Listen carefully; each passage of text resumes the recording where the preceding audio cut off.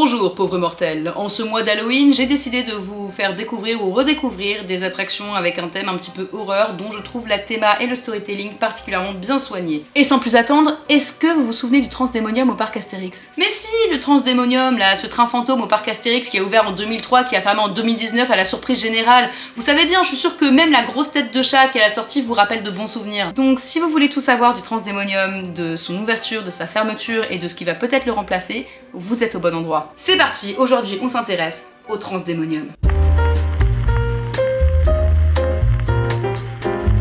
Alors, faut savoir que mettre un train fantôme au parc Astérix, c'était prévu avant même l'ouverture du parc en 89. Après tout, il fallait bien une attraction phare pour la zone médiévale et les chevaux du roi n'avaient pas encore ouvert. Au passage, si vous voulez des sensations fortes sans faire la queue au parc Astérix, je vous conseille vraiment de monter dans une des tourelles du carrousel des chevaux du roi. Elle tourne encore plus vite que les chaudrons. Je sais pas pourquoi ils font pas un carrousel avec juste des tourelles d'ailleurs. Bref, ce train fantôme qui était nommé l'Apocalypse aurait dû être sur le thème de la peur de la fin du monde de l'an 1000. Alors, a priori, l'Apocalypse n'a jamais ouvert au public pour des raisons de sécurité et de mauvais rendement, mais j'ai aussi vu des sources qui disent qu'il a ouvert très peu de temps au public, donc je sais pas. Enfin, dans tous les cas, il a jamais passé la première année. Mais malgré cet échec, le parc Astérix n'a jamais vraiment mis de côté l'idée de faire un train fantôme. Ils ont même gardé l'énorme tête de chat qui servait d'entrée à l'époque à l'Apocalypse, comme une sorte de rappel, comme quoi un jour il faudrait faire ce train fantôme. On dirait moi quand je laisse mon balai en évidence quelque part pour me rappeler qu'il faudrait que je fasse le ménage un jour. Et finalement, en 2003, le parc Astérix concrétise enfin son idée de train fantôme avec le Transdémonium, qui se trouve quasiment à la même place que son ancêtre l'Apocalypse, à la différence près que la tête de chat c'est la sortie et pas l'entrée. Bon, mais le Transdémonium c'est quoi exactement? Eh bien c'est littéralement un train fantôme. Oui bon je sais c'est évident, mais même dans le storytelling de l'attraction en fait c'est un train fantôme. J'explique. En fait, l'histoire du Transdémonium, imaginée par Jean-Marc Toussaint, est la suivante. À l'aube de l'an 1000, la baronne de Plailly, c'est là où se trouve le parc Astérix, souhaite empêcher que les forces du mal ne se déversent sur Terre et provoquent l'apocalypse. Au passage, ce mythe de l'apocalypse viendrait du dernier livre du Nouveau Testament, qui s'appelle l'Apocalypse, et qui dit que Satan devrait venir sur Terre 1000 ans après la venue du Christ. Voilà, ça c'était pour la culture générale. La baronne missionne donc l'alchimiste Jehan des Ténèbres, Jehan référence encore une fois au livre de l'Apocalypse qui s'appelle aussi l'Apocalypse selon Jean, pour concevoir un système qui permettrait de divertir les créatures de l'ombre, histoire qu'elles ne pensent plus vraiment à causer la fin du monde. Bon, après moi perso, si Goodomen m'a appris quelque chose, c'est qu'il vaut mieux se méfier du camp d'en haut concernant l'Apocalypse, mais bon. Jehan des Ténèbres confectionne donc le système nocturne de chariot fantôme, aussi appelé SNCF, composé de 13 wagons pour transporter tout en sécurité les mortels dans le monde des ténèbres avec pour guide Mario Passinette, un pantin animé dont le nom nous prévient d'ores et déjà qu'il risque à un moment donné de salement nous trahir. Mario Passinette. C'est une marionnette qui n'est passinette, vous voyez? Et en plus dans passinette, on a aussi la notion de passeur, de guide, etc. C'est très bien trouvé comme nom. Mais bon, c'est donc suite à cette histoire que je dis que le Transdémonium est littéralement un train fantôme, parce que ça fait partie de son arc narratif de nous faire rentrer, nous, à bord d'un véhicule pour aller voir des fantômes. Et c'est assez rare pour le souligner, parce que généralement dans les trains fantômes, ils justifient pas forcément le fait qu'on doive monter dans une voiture. On pourrait très bien le faire à pied, ce serait pareil. Et justement, le Transdémonium est une sorte de parodie de train fantôme. Bah oui, parce que déjà, d'après l'histoire, on est transporté dans un monde des ténèbres assez cliché, tel que se l'imaginaient les gens de l'an 1000. Donc la présence de tous ces décors ultra classiques du domaine de l'horreur sont voulus. Et en plus, le but c'est de faire rire ces créatures, d'où le côté très cartoon de l'attraction, qui est plus pensé pour nous faire rire et sursauter que pour nous faire vraiment peur. L'attraction a un aspect volontairement kitsch et fait maison qui colle au storytelling. Et en plus, ça permet de faire des économies niveau budget. Et tout ce storytelling se retrouve assez bien dans le parcours, du moins dans la version de l'attraction telle qu'elle était à l'ouverture. On commence dès la file d'attente par être immergé dans l'histoire avec le panneau à l'entrée qui nous présente les faits, suivi du chemin que l'on fait vers les profondeurs du château de Jehan des Ténèbres. Arrivé au quai pour monter à bord du SNCF, on est accueilli par un Mario Passinette plutôt enjoué qui nous chante même ainsi font les petites marionnettes. Ah, et je tiens à dire que cette comptine, bizarrement, n'a absolument aucune origine sombre.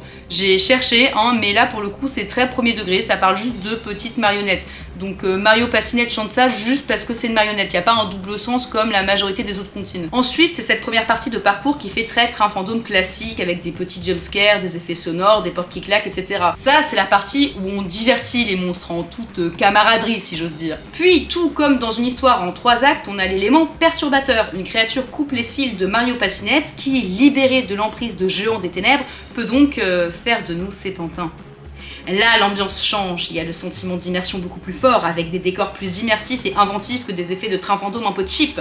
Je pense qu'on se rappelle tous du carrousel fantomatique qui avait l'air de sortir d'un film de Tim Burton.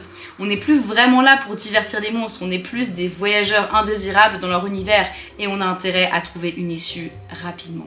Ensuite vient le point culminant de l'histoire. On pense être revenu en gare, mais quand on regarde bien, on se rend compte que celle-ci semble abandonnée, lugubre. Et là, Mario Passinette s'anime une dernière fois, transformé, bien plus effrayant. Les paroles « un petit tour et puis s'en vont » semblent être dirigées contre nous. Il veut nous faire disparaître. On plonge alors au plus profond des ténèbres, avant d'être sauvé de justesse et de sortir enfin de ce cauchemar.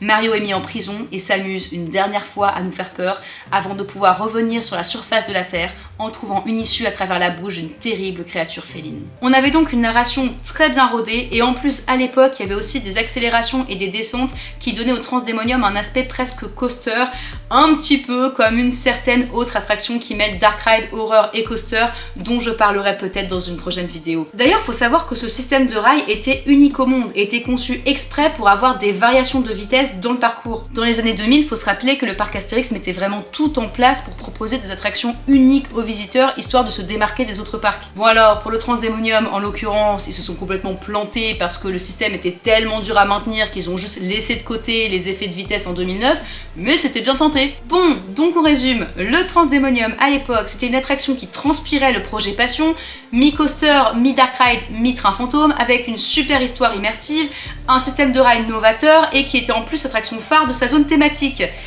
Qu'est-ce qui a planté du coup? Alors déjà, premier souci, l'entretien. Comme j'ai dit, le problème d'un système unique au monde, c'est qu'il est unique au monde. Du coup, difficile de prévoir les potentiels soucis techniques ou même de réparer le système. Donc le parc a préféré le laisser se décliner plutôt que de tenter de l'améliorer. Mais le vrai gros problème du Transdemonium, c'est aussi ironiquement son point fort. C'est son storytelling beaucoup trop poussé, en tout cas pour le parc Astérix. Le plus gros retour que les visiteurs faisaient du Transdemonium, c'est que ça fait pas assez peur. Mais comme je disais plus tôt, ça a jamais été le but du Transdemonium de faire peur. Ça a été pensé comme une sorte de parodie. Et en plus, l'histoire du Transdemonium était parfaitement visible à l'entrée de l'attraction. Mais il faut dire ce qui est, c'est que le public du parc Astérix cherche pas spécialement le storytelling et l'immersion, surtout à cette époque-là où Disneyland Paris juste à côté était encore très accessible. Parce que c'est vrai que encore maintenant au parc Astérix, c'était un petit peu tous les fans de parcs d'attractions de la région qui y viennent, mais à l'époque, dans les années 2000, c'était seulement ceux qui trouvaient pas leur compte à Disneyland Paris en général. Du coup, malheureusement, le Transdemonium n'a jamais vraiment trouvé son public. Il était trop effrayant pour les plus petits, pas assez sensationnel pour les plus grands. Les seules personnes que ça aurait pu intéresser, c'est les fans de Théma, mais du coup, ils étaient pas forcément la cible du parc Astérix. Et c'est comme ça qu'à la saison 2019, les visiteurs trouvent avec surprise le Transdemonium fermé. Alors, on était beaucoup à penser à l'époque que peut-être ils étaient en train de le rénover justement pour les 10 ans de peur sur le parc. Oui. Ben non. Finalement, le Transdemonium ferme définitivement pour être complètement démonté et servir de zone au village de Noël. Un sacré coup dur pour les fans qui n'ont même pas pu dire dignement au revoir à leur attraction préférée. Et en 2020, c'est le coup de grâce. L'énorme tête de chat qui était là depuis l'ouverture du parc en 89 et qui pour beaucoup était aussi emblématique que la poubelle qui parle, les deux tours souriantes ou le menhir d'Astérix, est complètement détruite. Et cette disparition signe définitivement la fin des projets train fantôme au parc Astérix. Enfin, pas vraiment, parce que finalement, le parc Astérix s'est retrouvé dans son envie de faire des attractions d'horreur à la période d'Halloween, avec un parc qui propose beaucoup de manoirs hantés, mais c'est seulement pour la période d'Halloween. Aujourd'hui encore, en septembre 2023, à l'heure où je vous parle, on ne sait pas vraiment ce qu'il va advenir des décors du Transdemonium.